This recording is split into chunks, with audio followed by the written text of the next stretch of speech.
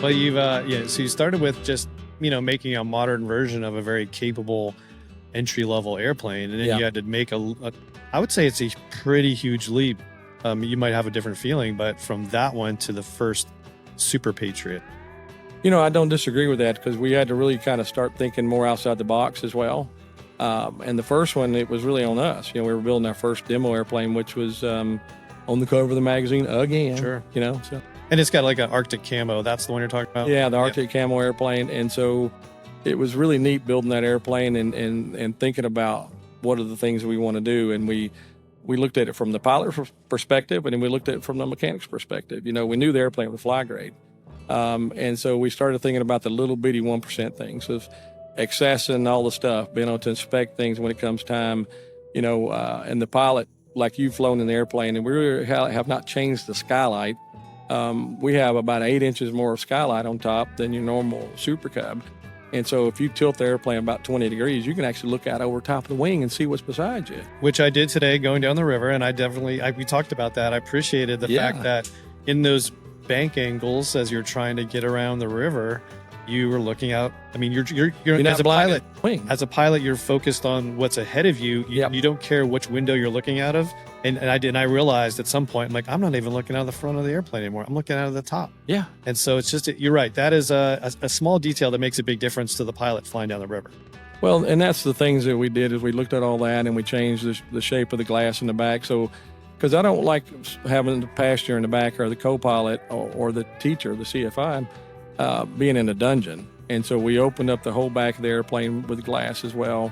It's very similar to, like an L4, or Super Cub military version.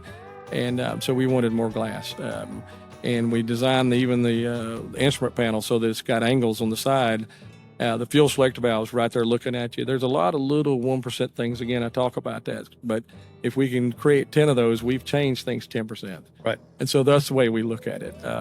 And so that's the difference, that we made into the airplane. And so it was really cool flying that airplane and seeing what you could see out of it and having stall speeds of, 24 miles an hour, not 24 knots. Yeah. Yeah, I mean, I can see the level of detail, but I mean, again, I just don't want to get past the monumental work that goes from creating the recruit, the trainer version, to a no-kidding backcountry airplane. There's a lot of other little details. You're putting a much bigger motor in there, everything that goes with that.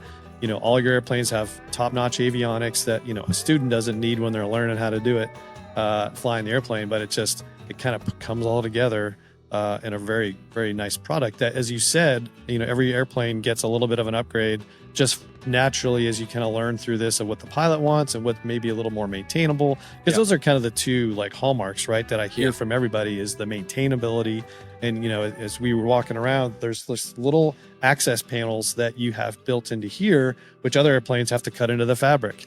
And so you just be able to just a couple pop rivets or screwdrivers, and you're in there making it a change or an upgrade, where other people have to cut in and make a more invasive project, where yours is just it's a little simpler, a little easier for the person to turn the wrench. We have a term for it. It's called airplane yoga. Okay, you have to be able to be contorted, and you have to get upside down like on a turtle, upside down on his back, and you have to get under the panel. And so we termed that airplane yoga. And so we set out to not have airplane yoga. Right. And so now when you pull our side panel off the boot cowl, you literally can sit on the tire and look at the avionics. You pull the G3X out of the center, and there's nothing that you physically can't put your hand on without having a mirror. Right. That's the other thing. And so, and we've worked with Garmin. They've been so nice to us. But yeah, like I said, the whole thing that we've done, again, is just about the mechanic and the pilot. And the pilot side of it, we try to work on that and talk with them and see what they want. And from a mechanic standpoint, like I say, we've learned from everybody. Just like the old history books say, if you don't learn what history has for you, then you're bound to repeat history again. Sure. And I'm not interested in doing that. And so that's what we do with our airplane. That's our common thread all the time. And like I said, that's probably the only time me and my brother ever argue is how can we do it better.